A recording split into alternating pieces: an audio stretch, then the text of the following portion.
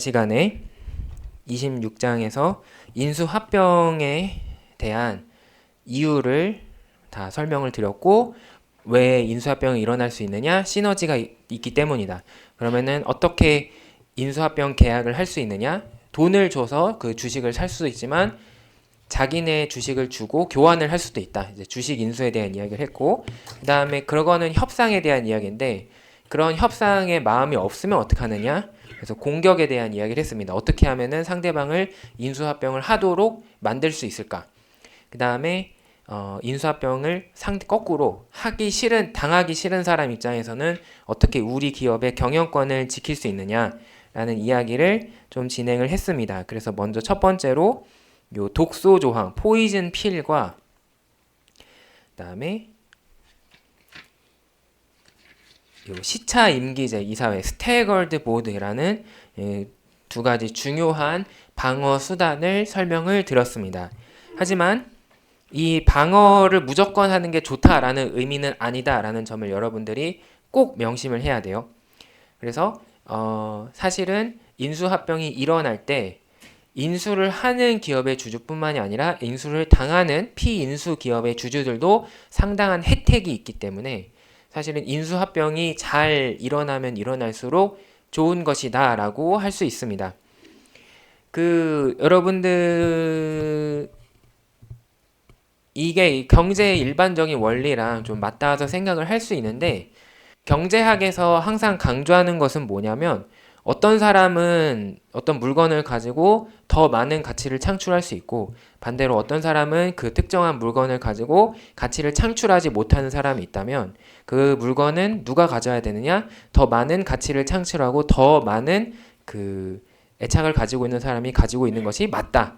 그렇게 했을 때 사회적으로 효율적인 자원의 배분이 일어났다라고 이야기할 수 있다는 거죠. 그런 관점에서 기업 또한 마찬가지예요. 누군가는 더 그 기업을 잘 운영할 수 있다라고 한다면 그 잘 운영할 수 있는 사람에게 넘겨주면은 서로 혜택을 나누어 가질 수 있다라는 것이고, 이제 그런 의미에서 이 기업 인수 합병은 굉장히 긍정적인 효과를 가지고 있습니다. 그렇기 때문에 이 독소 조항과 시차 임기제는 상당히 강력한 방어 수단이어서 이런 효율적인 자원 배분을 불가능하게 만든다라는 거죠. 그래서 경영진이 못하더라도 그 경영진을 해고하기 어렵게 만들기 때문에 그러한 점에서는 주주들에게, 투자자들에게 경제 전체적으로 볼 때 부작용이 크다.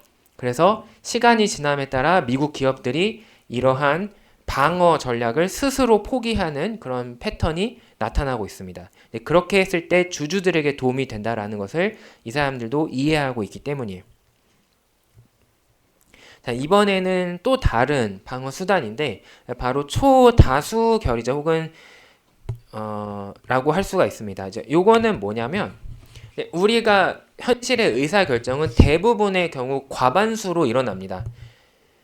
사실 민주주의가 이제 가장 최초로 시작이 된, 예를 들면 그리스 도시국가, 아테네, 뭐 이런 나라들에서 이제 민주주의의 발달을 따져보면은 이제 원래는 이 자격이 있는 사람에게 시민권을 주고 그 시민들이 그 도시 한가운데에 있는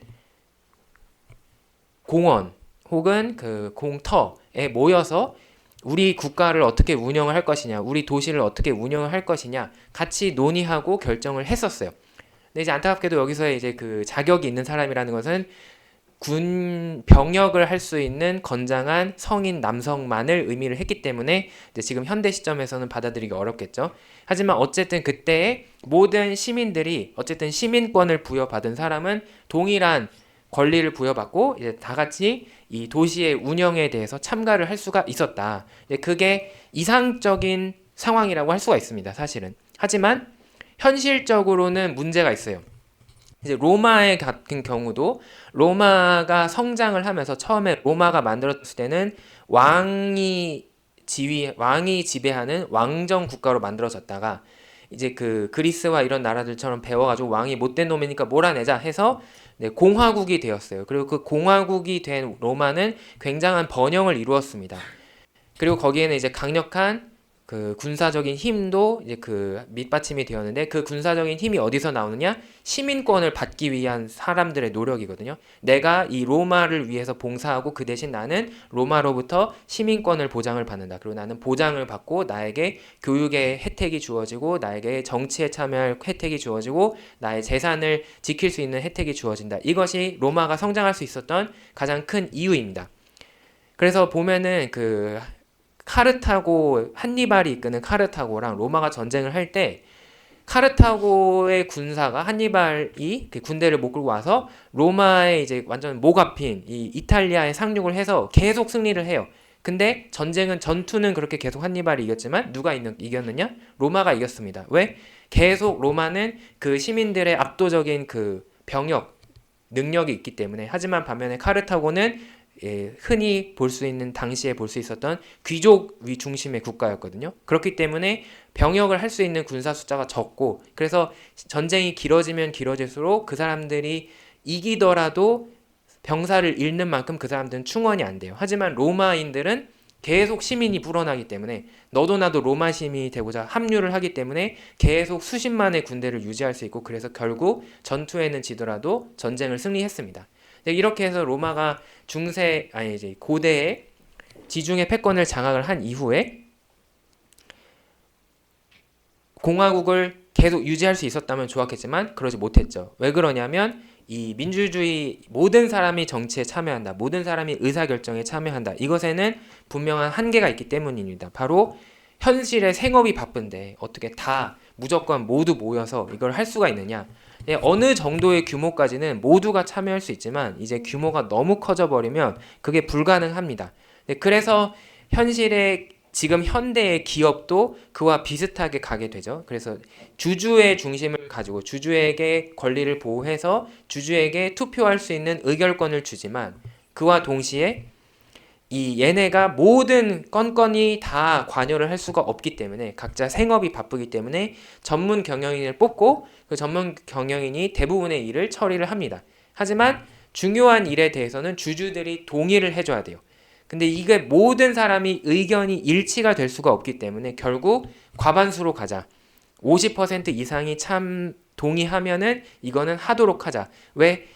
100% 설득을 하는 데까지 시간이 너무 오래 걸리니까 이제 그렇게 할 수가 없다. 지금 바쁜 이 세상에서. 그래서 대부분의 중요한 일은 과반수로 결정이 된다.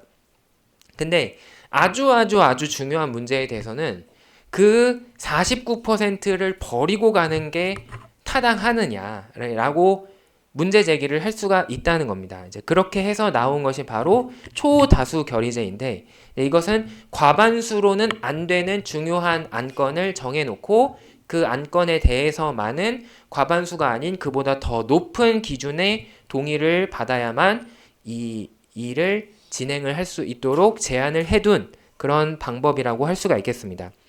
거기에 가장 대표적인 것이 바로 인수합병에 대한 동의가 되겠어요. 그래서 어떤 기업의 경우는 그러니까 이런 규정이 없으면 디폴트 값은 과반수예요. 그래서 주주의 투표를 통해서 의결권을 행사를 했을 때 그 투표된 수가 50%를 넘으면 보통은 인수합병에 대해서 동의하는 걸로 보고 저쪽 상대방 기업이랑 인수합병을 합니다. 하지만 어떤 기업은 우리 기업은 과반수로는 안 된다라고 생각을 하기 때문에 아예 기업의 그 헌법에 해당되는 정관에 이거를 적어 놓은 거예요. 몇몇 사항에 대해서는 50%의 동의가 아니라 예를 들자면 60% 혹은 3분의 2 혹은 80%의 동의를 얻어야만 이것을 진행을 할 수 있다라고 제안을 해놓은 거고 이제 그 중에 하나가 바로 인수합병이 될 수 있습니다.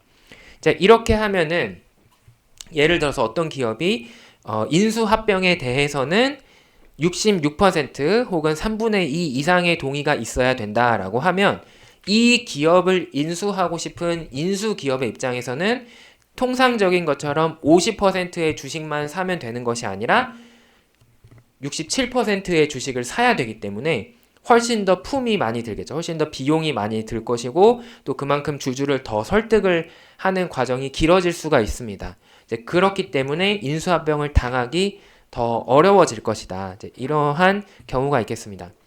이제 우리 그 현실 사회에서도 이제 이런 초다수 결의제가 적용이 되는 사례들을 볼 수가 있는데, 예를 들면은 그 지금 우리나라에서 자주 발생하는 상황이죠. 지금 여소야대 상황이기 때문에 대통령이랑 항상 국회가 항상 대립을 하고 있는 안타까운 상황인데, 국회에서 법을 땅땅땅 했어요. 그러면 원래는 통상적으로는 이제 대통령은 그것을 오케이만 하는데, 대통령이 거부를 할 수가 있습니다. 대통령이 이 법안에 있어서 문제가 많다, 그래서 다시 심사를 해달라라고 재의결을 요청을 하면, 그러니까 실질적으로 그 법을 거부하면 국회에 다시 가는데, 이렇게 한번 대통령한테 거부받은 법은 50% 투표로 통과되는 것이 아니라 3분의 2로 통과가 돼야 돼요. 그렇기 때문에 민주당도, 야당인 민주당도 이제 거기까지는 안 되기 때문에, 또 그래서 지금 법을 자기네가 원하는 대로 통과를 못 시키고 서로 대치를 하고 있는 상황이라고 할 수가 있습니다. 자, 이런 게 바로 그 초다수 결의제의 효과라고 할 수가 있습니다. 대통령 입장에서는 자기가 세력이 작음에도 불구하고 자기 쪽의 정치적인 이익을 지킬 수가 있는 거죠. 이런 초다수 결의제 제도가 존재하기 때문에. 마찬가지로 기업 입장에서도 인수합병을 당하기 힘들게, 어렵게 만들 수 있습니다. 그 다음에 최근에 중요한 요소에 대해서 이제 설명을 드릴 텐데, 바로 복수 의결권이라는 것이 있습니다. 이제 용어가 여러 개가 쓰이는데, 이제 영어로는 이제 듀얼 클래스라고 부르는 그런 주식이 되겠어요. 이거는 우리나라식으로는 차등 의결권이라고 부르기도 하고 복수 의결권이라고 부르기도 하는데, 그 지금 현재 법에서는 복수 의결권이라는 용어를 공식적으로 사용을 하고 있기 때문에 제가 복수 의결권의 볼드체로 이제 바꿔놨습니다. 자, 이 복수 의결권이라는 것은 뭐냐면, 이거는 여러분들이 잘 이해를 해야 되는 게, 어떤 기업의 주식을 보면 보통주가 있고 우선주가 있습니다. 보통주와 우선주는 애초부터 다른 거예요. 우선주는 뭐냐면 현금을 먼저 우선적으로 받는다라고 해서 우선주인 거고, 그래서 우선주의 장점은 배당을 일반적인 다른 주주에 비해서 먼저 받습니다. 하지만 우리나라에서의 우선주의 단점은, 우선주는 현금은 먼저 받는 대신 그 대신 투표를 할 수 있는 권리가 없어요. 그래서 이거는 경제적인 부분에 초점을 맞춘 주식이라고 할 수가 있습니다. 반면에 보통주는 주주로서의 권리에서 일반적으로 적용이 되는 거예요. 이제 우리가 민주주의 시민으로서 우리가 가지고 있는 선거에 대한 권리가, 이제 보통 선거에 참여할 수 있는 권리가 있죠. 이제 이거는 뭐냐면 모든 사람이 이제 평등하게 같이 선거에, 우리 대표자를 뽑는 선거에 참여를 할 수 있다는 겁니다. 이제 마찬가지로 보통주라는 것은, 이 일반적인 주식이라는 것은 내가 이 기업의 운영에, 경영에 참여할 수 있는 권리가 함께 보장이 되어 있다라는 뜻입니다. 근데 이 보통주를 여러 개로 나눠 놓은 거를 이 바로 차등 의결권 주식 혹은 복수 의결권 주식이라고 합니다. 일반적인 주식의 경우, 일반적인 보통주의 경우는 대부분 한 주식마다 하나의 의결권을 가지고 있어요. 이제 사회로 보면은 민주주의 국가에서는 한 국민에게 나이만 성인이 되면은 하나의 투표권을 주죠. 그래서 여러분들도 대통령한테 투표할 수 있고, 국회의원한테 투표할 때 뭐 삼성의 이재용이든 뭐 윤석열 대통령이든 여러분이든 똑같이 한 표입니다. 동일한 권리를 가지고 있어요. 근데 마찬가지로 기업의 경우에는 모든 주주가 보통주에 대해서 이제 하나씩 투표권을 가지고 있습니다. 근데 특별한 주식이 존재하는 거예요. 이 특별한 주식은 특정한 사람만, 소수의 사람만 이제 가지고 있는 겁니다. 그리고 이 주식은 하나 이상의, 뭐 보통적으로는 10개 아니면 간혹 20개의 투표권을 가지고 있는 경우가 있습니다. 자, 이렇게 되는 효과를 알아보기 위해서 여러분들이 이해해야 될 상황은 바로 이런 상황이 되겠습니다. 자, 어떤 지금 현재 경영자 겸 주주가 있다라고 합시다. 자, 이 사람이 100주를 가지고 있어요. 그리고 다른 주주들이 900주를 가지고 있어요. 자, 근데 만약에 이 상황에서 이런 복수 의결권이 없는 일반적인 기업이라면 총 지금 1000주가 있는 상황이기 때문에 이 경영자의 지분은 10%이고 다른 주주들의 지분은 90%입니다. 네, 그러면 주주총회를 했을 때 이 경영자가 임기가 다 되었다. 그래서 다시 재선출이 되어야 된다. 다시 계약을 제안을 받아야 된다라고 하면 이 경영자 겸 주주는 최소한 이 90% 중에서 40%를 내 편으로 만들어 와서 50%를 가져와야 다시 연임에 성공을 할 수 있습니다. 반면에 적대적인 사람이 있다. 적대적인 나를 쫓아내고 이 기업을 차지하려는 사람이 있다라고 하면은 이제 이 사람 입장에서는 요 90% 중에서 50%를 조금 넘기는 사람만큼의 지분을 확보를 하면 이 원래의 경영자를 쫓아내고 내가 새로운 경영자가 되거나 아니면 내가 원하는 사람을 경영자로 앉힐 수 있어요. 자, 지금 이게 일반적인 기업의 상황이에요. 이제 하지만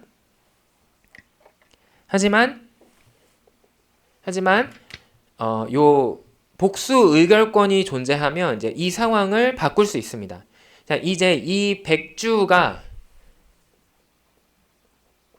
하나당 10 의결권을 가지고 있다라고 생각을 하고 이제 다른 주주들이 가지고 있는 이 900주는 하나의 의결권만을 가지고 있다라고 생각을 해 보겠습니다. 자, 그러면 주식의 숫자의 토탈은 1000이지만 전체 의결권의 숫자로 따지면 얘가 1000이고 얘가 900이어서 토탈 1900 의결권이 있습니다. 투표의 숫자는 1900이에요. 이제 그러면 이 상황에서 이 경영자의 1900개 중에 1000의 비율은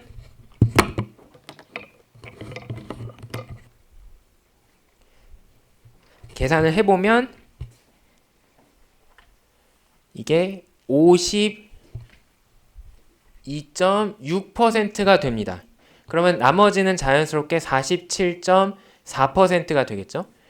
따라서 경영자 입장에서는 내가 이제 임기가 다 되었을 때 다시 재선임되기 위해서 다시 또 경영을 하기 위해서 다른 사람의 도움을 받을 필요가 없습니다. 왜냐하면 나는 내 주식으로만 투표해도 내가 짱이니까. 그래서 나는 절대로 잘릴 수가 없습니다. 외부에 어떤 사람이 이 47.4% 나머지 주주들을 모두 설득해서 저 사람을 몰아내자라고 하더라도 무조건 경영자가 이길 수밖에 없는 것이 지금 이 복수 의결권의 효과가 되겠습니다.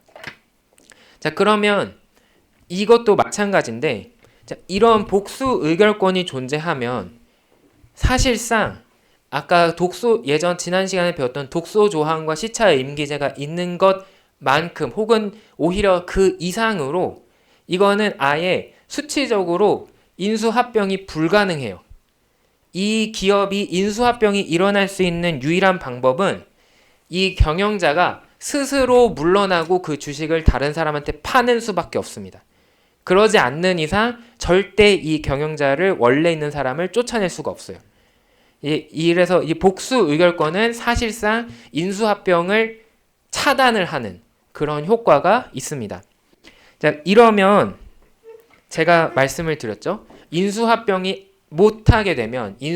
못하면 누구는 이익을 본다? 지금 현재 경영을 하고 있는 사람은 이익입니다. 왜냐하면 이 사람은 자기가 원하는 만큼 언제든지 이 기업의 운영에 대해서 좌지우지할 수 있고 자기가 원하는 사람을 자기가 원하는 위치에 꽂아 넣을 수 있어요. 하지만 그래서 피해를 보는 사람은 누구다? 주주들이 피해를 봅니다.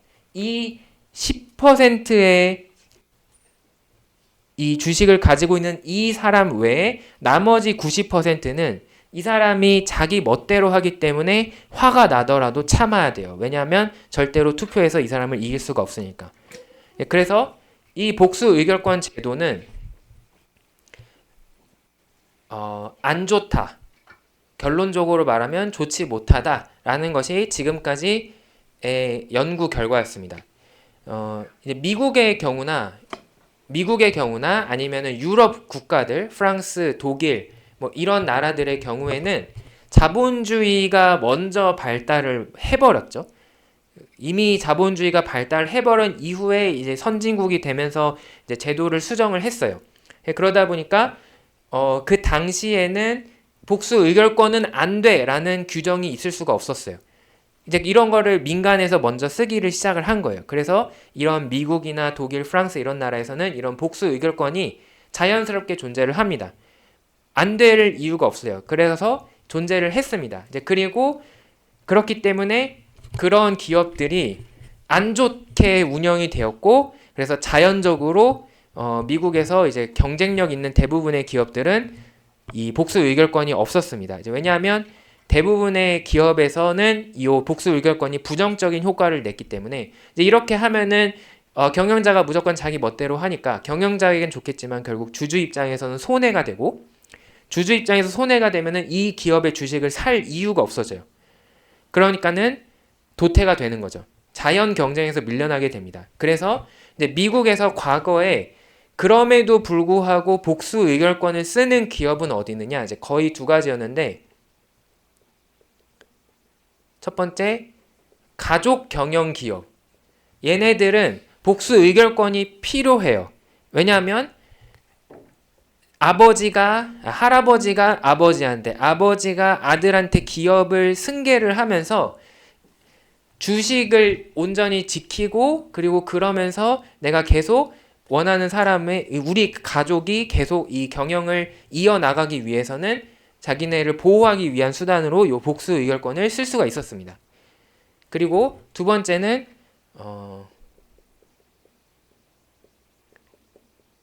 뉴스 미디어 기업. 이제 얘네들은 또 이 신문사, 예를 들면 뉴욕타임즈 이런 것들이 이제 해당이 되는데, 얘네들도 기업이잖아요. 근데 얘네들이 복수 의결권이 필요한 이유는 외부의 압력으로부터 자기네를 지키기 위해서. 왜냐하면은 주주가 이 경영에 계속 관여를 할 수 있잖아요. 근데 만약에 외부에서 어떤 그 아주 돈이 많은 재벌이 자기네 회사에서 예를 들면은 직원들을 잘 처우를 못 되게 하다가 직원들이 병으로 죽거나 뭐 사고가 나서 폭발해서 죽거나 이런 사건이 났어요. 그래서 뭐 그런 신문사에서 그거를 보도를 했습니다. 그리고 그 기업 반성해라 라고 했습니다. 그러면은 그 재벌이 할 수 있는 일, 바로 그 기업의 그 신문사의 주식을 삽니다. 그리고 자기가 경영자를 자기 원하는 직원을 거기다 임명을 하는 거죠. 그 다음에는 자기 입맛대로 나쁜 뉴스는 써지 마라 이렇게 편집부에서 막아버리면은 기자들이 아무리 열심히 투철한 의식을 가지고 있어도 비판을 하기가 어려워지겠죠. 이제 이런 일이 발생 가능합니다. 하지만 이 신문사가 만약에 요 복수 의결권을 가지고 있다 라고 하면은 그런 외부의 압력이 오더라도 야 그냥 그대로 해 괜찮아 밀어붙여 라고 할 수가 있겠죠. 왜냐하면 경영권을 뺏기지 않을 수 있으니까. 그래서 요런 두 가지 특징의 기업을 제외한 나머지 일반적인 산업에서는 요 복수 의결권 제도가 점점 사라져 가고 있었어요. 그런데 갑자기 사건이 바뀌게 됩니다. 이제 바로 어떤 일 때문에 계기로 우리가 바뀌게 되냐면 바로 요 구글의 2004년 기업 최초 공개 IPO를 시점으로 이제 인식이 조금 바뀌게 돼요. 자, 구글의 요 창업자가 원래 세 사람인데 이제 한 명은 나갔거든요. 그래서 레리 페이지, 요 세르게이 브린 요 두 사람이 이제 핵심 멤버인데, 근데 이 사람들의 관점에서 생각을 해봅시다. 여러분들이 이 기업의 자금 조달에 대해서 배우면서 공부를 했듯이 IPO 이 기업 최초 공개의 본질은 뭐냐? 이거는 주식을 파는 겁니다. 누구한테 파느냐? 외부 투자자한테 파는 거예요. 네, 그래서 IPO 이전에는 100% 창업자와 그리고 투자 회사만 이 기업의 주식을 가지고 있었지만 IPO를 거치게 되면은 주식을 엄청나게 많이 만들어서 엄청나게 많은 수의 일반 투자자에게 팔기 때문에 원래 창업자와 원래 투자자의 지분은 이렇게 작아지고 이 일반적인 외부 투자자가 훨씬 더 많은 주식을 가지게 됩니다. 바로 이런 상황이 되는 거죠. 그래서 이미 기업 최초 공개를 해서 상장한 기업에서는 경영자의 지분이 쪼그라들어요.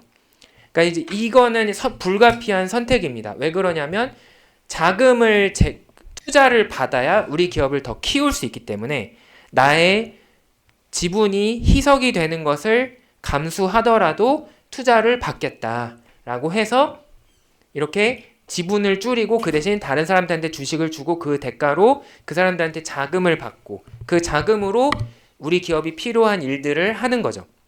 이게 본질의 IPO의 가장 핵심적인 본질이라고 할 수가 있어요. 근데 구글도 마찬가지로 2004년에 IPO를 하면서 이 사람들은 고민에 빠집니다. 이 구글의 두 창업자 레리 페이지, 세르게이 브린 이 두 사람은 이제 요즘 식으로 표현하면 이제 그 널드 혹은 긱이라고 할 수가 있어요. 정말 공돌이 둘입니다. 그러니까 이 사람들은 경영 이런 쪽 전문이 아니라 정말 공학을 공부한 사람들이에요. 근데 이 사람들의 순수한 세상을 보는 관점에서 당시에 젊은 사람들이 그냥 갓 대학교를 졸업한 사람들이었으니까 20대, 30대 이 사람들의 관점에서 세상에 이 악한 놈들이 어디에 몰려 있느냐? 바로 월스트리트에 몰려 있어요. 이 나쁜 놈들이 이제 사람들을 이제 현혹을 시켜서 돈을 가지고 막 그 모든 의사를 결정을 하고 이제 이런 것들이 이 사람들 입장에서는 굉장히 못마땅했습니다. 그래서 이 사람들이 IPO를 해야지 너네 기업을 키울 수 있어 라는 조언을 들었을 때 고민에 빠집니다. 그거는 맞는 말 같아. 내가 투자를 받아야 나도 돈을 벌고 그리고 우리 구글도 더 키울 수 있는 자금이 필요하고 그거는 맞는 것 같아. 근데 그 대신 그러면 나는 지분이 이렇게 줄어들어서 이제부터는 투자자들이 시키는 대로 해야 되겠네? 이런 생각이 드는 거죠. 근데 투자자들의 시키는 대로 했을 때의 문제점, 집단 지성을 통해서 좋은 방향으로 가면 좋겠지만 투자자들은 대체로 단기적인 시야를 가지고 있어요. 장기적인 비전을 가지고 이 기업을 운영하는 게 아니라 지금 조금 장기적으로는 손해를 보더라도 지금 일단 가까운 3년 내에 성공해야 돼. 왜냐? 이 사람들은 돈을 썼기 때문에 돈을 그만큼 벌어야 된다라는 거죠. 이제 그거를 이제 우리는 단기 성과주의라고 부를 수 있습니다. 이 사람들은 단기 성과주의에 빠질 수 있다. 성과주의에 빠질 수 있다. 이제 이거를 숏터미즘이라고 부르는데 이제 숏텀이 이제 단기잖아요. 그러니까 단기에 너무 집착을 하는 거죠. 야, 우리 순이익이 얼마야? 왜 순이익 작년보다 떨어졌어? 해명해. 이게 대표적인 단기 성과주의라고 할 수가 있습니다. 네, 그러면 경영자가 우리가 지금 순이익이 떨어진 이유는 기를 모으고 있기 때문이다. 우리가 새로운 상품이나 서비스를 기술을 개발해서 그 다음 차세대를 준비하고 있기 때문에 지금은 매출이 좀 떨어지고 지금은 순이익이 좀 떨어질 수 있습니다. 하지만 이거를 5년만 참으면 우리가 세상을 지배할 수 있습니다. 설명을 해도 5년 못 기다려. 이게 단기 성과주의예요. 그런 일이 일어날 수 있다. 이제 그거를 이 두 사람은 굉장히 염려를 했습니다. 그래서 선택을 한 게 바로 뭐냐? 조언을 받아서 이 복수 의결권을 도입을 했습니다. 기업 최초 공개를 할 때 이미 명시를 했어요. 투자 설명서에. 자, 근데 저희 주식을 살 때 주의할 점이 있습니다. 저희 창업자들이 가지고 있는 주식은 1주당 10의결권짜리고요. 여러분들이 사는 주식은 1주당 1의결권짜리예요. 그러니까 나중에 뭐라고 하지 마셈. 이렇게 얘기를 했습니다. 예, 그리고 투자자들은 그걸 알면서 동의하면서 샀기 때문에 그게 뭐 잘못됐다라고 할 수는 없죠. 그러면은 이제 이 구글의 입장에서는 이 창업자 입장에서는 단기 성과주의를 해결하고 자기가 오래도록 지속 가능한 장기적인 관점에서의 기업의 경영을 할 수가 있게 되더라.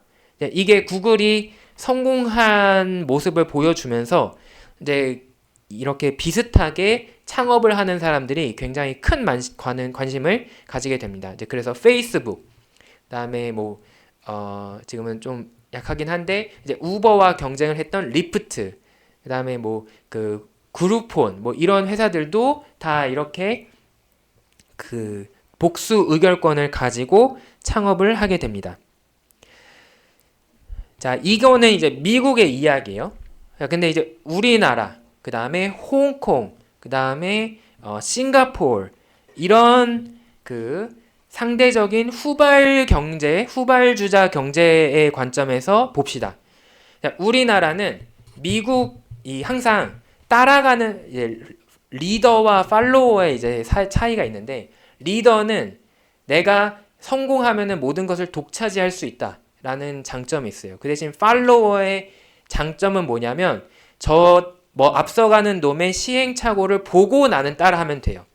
그게 이제 우리나라가 빠른 시간에 성장을 압축적으로 할 수 있었던 비결 중에 하나인데, 우리는 미국, 영국, 프랑스 이런 나라들의 시행착오를 미리 보고 마치 미래를 아는 것처럼 피해가면 되는 거죠.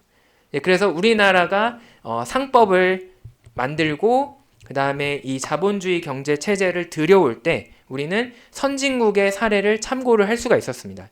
그러면서 보니까 이 복수 의결권 주주들한테 피해가 되고 투자자한테 피해가 되더라. 그래서 결국 경제적으로는 손해더라. 우리나라 경제 전체로 보면 안 좋더라. 이거를 우리는 배웠어요. 미국의 사례로부터. 그래서 우리나라는 상법을 만들 때 1950년대 60년대 만들 때 그때 우리는 반드시 1주 1의결권의 원칙을 지킬 거다. 그래서 반드시 우리나라의 기업은 상법에 따라서 설립이 되는데 그때의 모든 보통주 주식은 동일하게 1주 1의결권을 가지고 있어야 된다라고 명시를 하게 됩니다. 그래서 어떻게 보면 역설적으로 뒤로 따라갔기 때문에 이제 이런 폐해를 경험을 하지 않아도 됐어요. 근데 이제 2020년대에 오니까 세상이 바뀌어버렸어요. 어떻게 바뀌어버렸느냐? 지금은 더욱더 극단적으로 이 창업이 굉장히 중요한 시대가 되었습니다. 지금 미국에서 흔히 말하는 그 가장 미국의 경제를 이끌고 있는 기업 7개, 그래서 이제 그거를 어쩌고 세븐 이렇게 부르는데 걔네들이 다 뭐냐면 다 기술 기업이에요. 구글, 페이스북, 그러니까 메타로 바뀌었지만 그 다음에 아마존, 그 다음에 애플, 그 다음에 엔비디아 이런 회사잖아요. 여러분들이 마이크로소프트, 인텔 이런 회사들이잖아요. 다 웬만하면 아니면은 테슬라 다 기술 중심의 회사고, 어디서 시작이 되었냐면 전통적인 올드머니 어떤 돈을 가지고 있는 재벌이 만든 기업이 아니라 창업을 통해서 만들어진 기업입니다. 구글 창업했죠. 페이스북 창업했죠. 아마존 창업했죠. 다 창업을 통해서 만들어졌어요. 그리고 걔네가 그 창업을 했기 때문에 뚜렷한 목적 의식을 가지고 새로운 기술을 도입해서 혁신을 통해서 세상에 없던 것을 만들고 이제 그걸 통해서 이 경제의 생태계가 완전히 돌아가고 있습니다. 자, 이런 시점에서 각국 모든 나라의 입장에서는 관심이 어떤 게 되느냐? 바로 어떻게 하면은 이 사람들이 창업을 하게 만들지? 근데 창업은 굉장히 위험한 행동입니다. 창업을 이제 저희가 그 벤처 캐피탈 얘기를 할 때 나왔지만 창업을 한 기업의 10개 중에 9개는 망해요. 근데 그럼에도 불구하고 내가 안전하게 평범하게 직원으로 월급 받으면서 따박따박 살 수 있는 길을 포기하고 내가 내 회사를 세워야겠다. 강력한 동기를 만들어줘야 됩니다. 어떻게 만들어주느냐? 너 대빵해. 이렇게 해줘야 되는 거죠. 그리고 너 그 대가로 엄청난 돈을 벌 수 있게 해줄게. 그게 보장이 돼야 사람들이 창업을 할 겁니다. 그러면은 우리나라의 경우 혹은 싱가포르의 경우 어떻게 창업을 촉진을 할 수 있을까 고민을 해봤더니 이 구글이나 이런 기업들을 본받아서 우리도 복수 의결권을 도입을 해야 되겠다. 이제 이러지 않으면 창업을 하는 사람들의 마음이 꺾일 수가 있다라고 생각을 한 거죠. 왜냐하면은 기껏 창업을 했더니 예를 들면 삼성이나 뭐 SK에서 인수합병을 해버려. 그러면은 내가 일군 기업이 사라질 수가 있는 거잖아요. 그러면은 억울하겠죠. 그러면은 애초부터 창업 안 하고 마라 이런 생각이 들 수가 있는 겁니다. 그렇기 때문에 이제 우리가 법이 바뀌게 됩니다. 그래서 우리나라에서 2023년에 이제 한 2020년부터 한 3년 정도 고민을 했던 문제인데 2023년에 드디어 벤처 기업 육성에 관한 특별조치법을 개정을 해서 요 복수 의결권을 허용을 해주게 됩니다. 그래서 지금은 현재는 어떤 벤처 회사의 경우 복수 의결권 주식을 가지고 그것을 창업자에게 줄 수가 있다. 자, 이렇게 법이 바뀌게 되었습니다. 자, 근데 다시 미국에서 다시 그러면은 이런 기술 기업들 구글의 입장에서 창업하는 사람들한테 유리한 조항이다. 근데 아까 말했듯이 이게 일반적인 기업에서는 손해도 있어요. 주주들한테. 그거를 적절히 밸런스를 해야 되겠죠. 밸런스 패치를 하기 위해서 이제 나오게 된 것이 바로 일몰 조항입니다.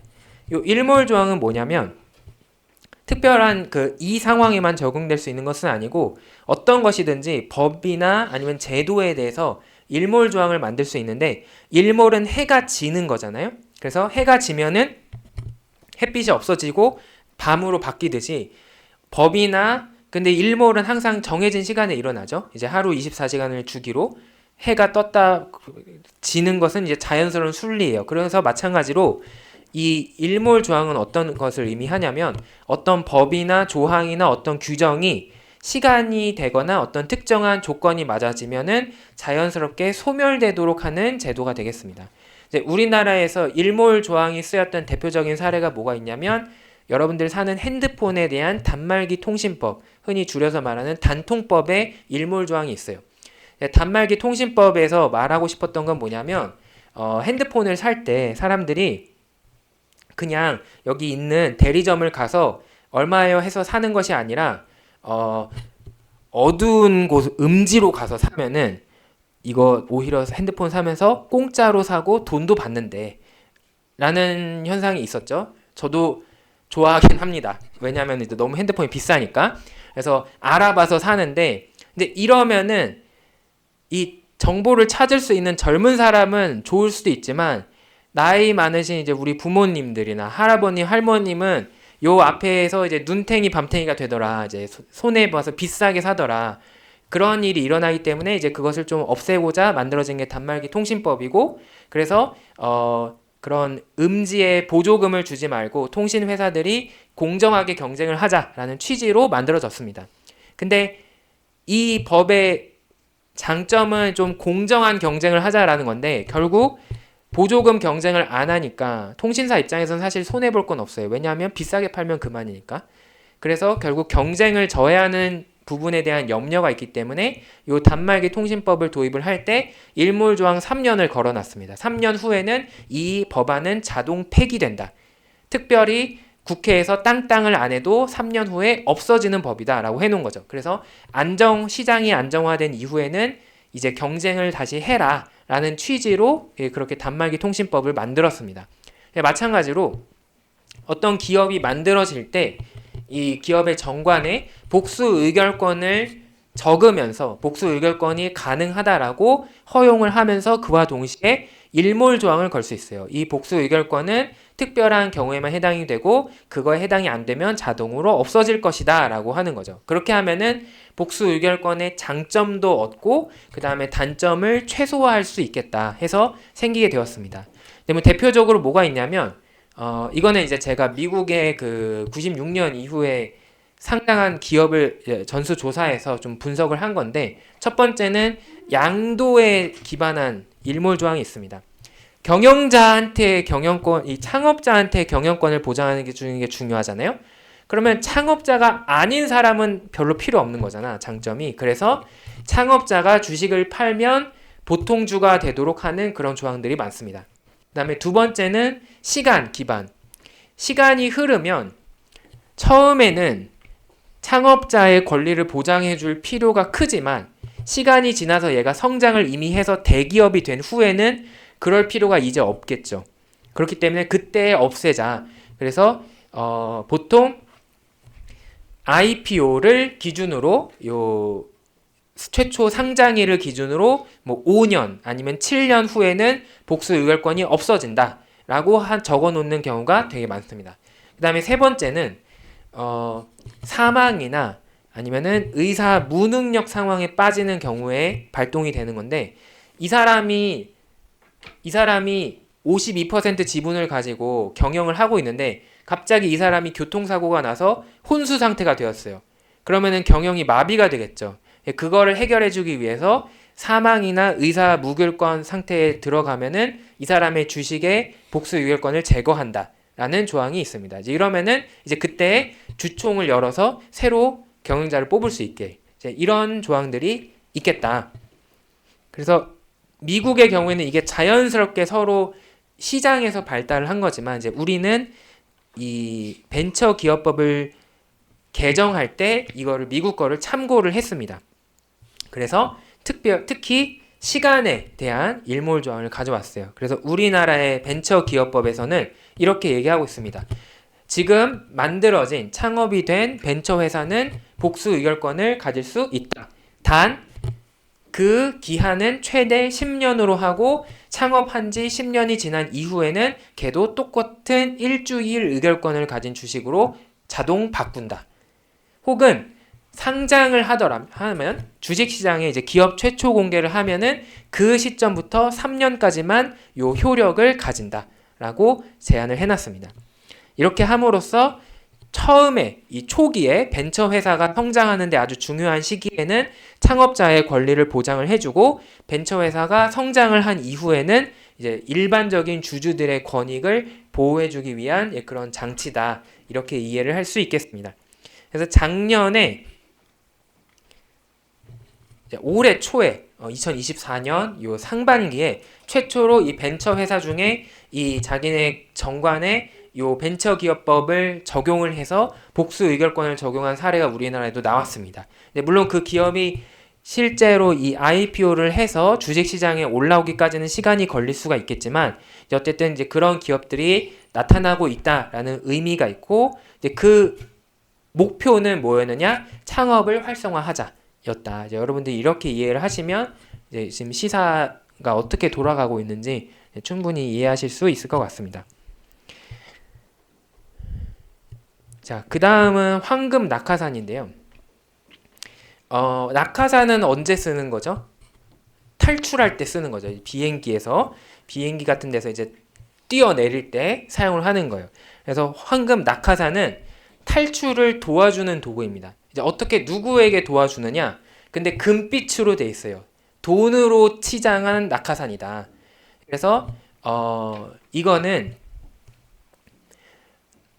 원래 있는 기업의 경영자가 이렇게 인수합병으로 인해서 임기 중간에 잘리게 되면 그때 반드시 뭐 평상시 월급의 몇 배 이상으로 보상을 해줘야 된다라는 것을 계약서에 적어 놓은 경우를 뜻합니다.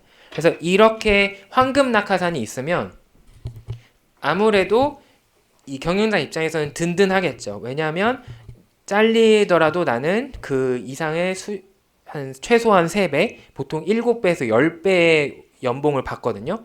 그러니까는 그 정도면은 내가 잘리는 거 오케이 할 수도 있겠다. 이제 이런 생각이 들고 한편으로는 인수합병을 하는 사람 입장에서는 야 이거 저거 위약금처럼 돈을 물어줘야 되면은 하고 싶지 않은데 이런 생각이 들 수 있게 만드는 거예요. 이제 그렇게 해서 보호를 할 수가 있습니다. 근데 이제 이 황금 낙하산이 과연 인수합병을 방어하는 거냐?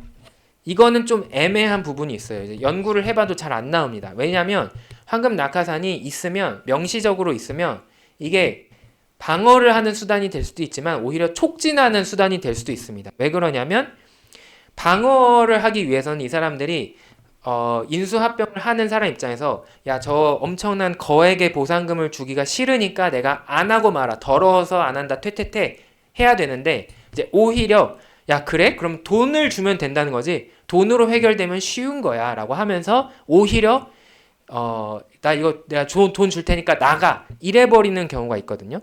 그래서 이게 과연 인수합병을 정말 실질적으로 막는 효과가 있느냐? 이거는 좀 통계적인 분석을 해봐도 나오지가 않습니다. 하지만 어쨌든 인수합병과 관련해서 이제 경영진 입장에서는 나를 이제 보호할 수 있는 수단으로 활용을 할 수가 있다. 자, 지금까지는 사건이 일어나기 전 예방을 하는 거였어요. 백신을 맞는 거였어요. 이런 내가 질병이나 뭐 외부의 공격이 오기 전에 미리 막자. 근데 이번에는 이제 그런 수단에도 불구하고 실제로 사건이 일어나면은 어떻게 할 것이냐. 능동적인 방어 전략에 대해서 이야기하도록 하겠습니다. 가장 중요한 것 중에 하나는 녹색 편지입니다. 제가 가져오는 걸 깜빡했는데 제가 원래 그 지갑 안에 그냥 그 행운의 상징으로 그 2달러짜리 그 미국 달러를 가지고 다니거든요. 그 미국 달러의 색깔이 녹색이잖아요. 근데 영어 표현에 이제 이러한 표현이 있어요. 블랙메일.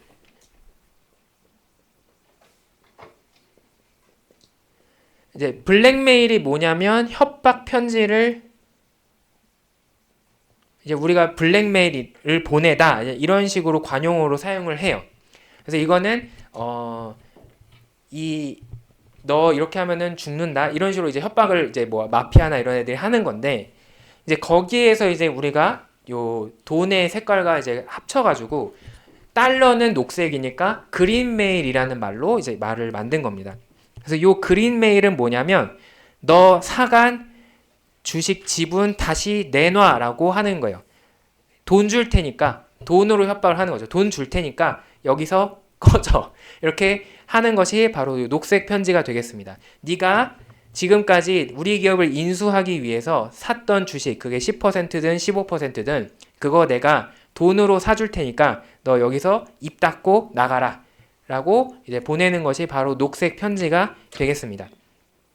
이제 한편 요 녹색 편지는 요 불가침 협정과 이제 같이 연계가 되는 경우가 많은데 이렇게 돈으로 회유를 하면서 동시에 야 이제 한번 했으니까 너 근데 그러고 다음 달에 하면은 말짱 꽝이잖아요. 다시 또 하면 의미가 없잖아요. 그러니까는 야 이번에 한번 했으니까 앞으로 최소한 3년 동안에는 찝적대지 말아라 라고 접근 금지를 거는 그 계약을 하는 것을 요 불가침 협정이라고 이야기를 합니다. 그래서 녹색 편지를 보내면서 지분은 다시 되돌려줘라. 그 대신 우리가 돈을 많이 줄게. 그리고 앞으로 3년 동안은 접근하지 마. 이렇게 차단을 하는 그런 방법이 있습니다. 이제 이런 거는 돈으로 해결하는 방법이 되겠어요. 근데 아이러니한 부분은 이렇게 하는 기업들이 있다 보니까 이제는 꾼들이 나타나요. 야, 얘네 기업이 녹색 편지를 쓸 것 같으니까 그러면은 우리는 인수합병 하는 척 해보자. 이런 애들도 나타납니다. 특히 누가 이런 걸 많이 하느냐? 어떻게든 돈을 벌면 되는 애들. 바로 헤지펀드가 이런 걸 많이 합니다. 헤지펀드의 목적은 수단과 방법을 가리지 않고 돈을 버는 거죠. 그래서 얘네들은 적당한 기업을 찾아서 절대 이 기업을 내놓지 않을 것 같은 경영자가 있는 애착이 있는 그런 기업을 찾아서 거기에 야 나 과대 홍보를 해버립니다. 야 나 너네 기업 인수할 거야. 진짜 인수한다. 이렇게 하면서 주식을 사요. 그러면은 이 경영자가 이 녹색 편지를 보내는 거죠. 야 그만해. 돈 줄게.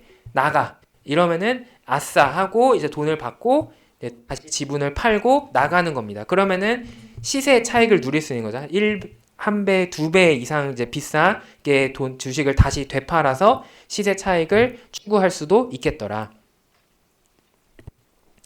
이런 이야기가 있고 그 다음은 백기사와 이제 백종자, 화이트 나이트와 이제 화이트 스콰이어가 있는데 이거는 여러분들 이제 술 게임 하면은 대신 술 마셔주는 사람 이제 흑기사 이런 거 하잖아요. 그거랑 똑같습니다. 내 편이 있으면 해결이 되는 거죠. 이제 결국 인수합병을 하려면 지분의 싸움이에요. 이 공개 매수를 하는 이유도 마찬가지였습니다. 내가 경영권을 가지고 주주총회에서 나를 대표하는 경영자와 이사가 선임이 될 수 있도록 50%를 모아야겠다. 이 싸움을 하는 거거든요. 그러면 나 혼자 있으면 10%지만 나를 지지하는 40% 세력이 있다면 나는 든든하게 버틸 수가 있겠죠. 이제 그래서 백기사와 이제 백지주라는 말이 어디에 쓰이냐면 나의 동맹군을 뜻할 때 이제 표현이 사용이 많이 됩니다. 근데 보통은 그냥 그 용어가 조금 더 쉽기 때문에 이제 왜냐하면 우리나라에서는 그 기사와 이제 요 스콰이어를 이제 종자를 많이 안 쓰기 때문에 우리나라는 그런 기사가 있었던 나라가 아니잖아요. 그래서 요 개념이 좀 와닿지가 않기 때문에 이제 우리는 그냥 보통 이거를 다 합쳐서 백기사라고 부르는데, 그러니까 우리나라에서 이야기하는 백기사는 그렇게 투표에서 내 편만 들어주는 것도 백기사에 해당이 돼요. 근데 이제 요 정확한 원래의 뜻은 백기사는 내 편으로 인수합병을 해줄 사람을 의미를 합니다. 그래서 이제 아주 이제 좁은 의미로는 백기사는 내 편인데 쟤보다는 나는 내 친구가 좋으니까 내 친구한테 인수를 하게 하겠다. 이제 이게 백기사고, 여기 있는 화이트 스콰이어는 내 편으로 주주총회에서 내 편으로 위임장을 줄 사람을 의미를 합니다. 그러면은 이런 제3의 주주는 보통 누가 되느냐? 나의 전략적 파트너가 됩니다. 예를 들면은 이제 이런 사례가 있는데,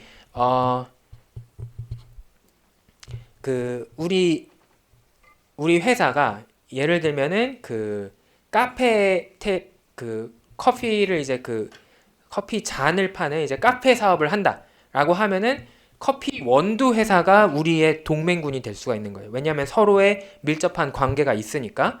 그래서 이 전략적 파트너 입장에서도 얘네가 어떤 나와 전혀 상관이 없는 적대적인 세력한테 넘어가게 되면은 이 밸류 체인상 내가 사업을 계속하기 어렵겠다.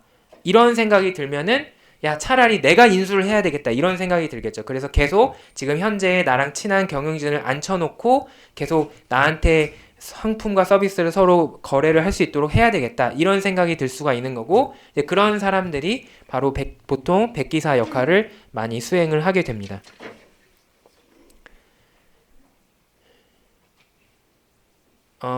그래서 잠깐 조금 시간이 남았기 때문에 얘기를 하자면, 지금 우리나라에서는 지금 인수합병으로 인해서 조금 시끄러운 부분이 바로 고려 아연에 대한 인수전이 지금 뜨겁게 펼쳐지고 있는데,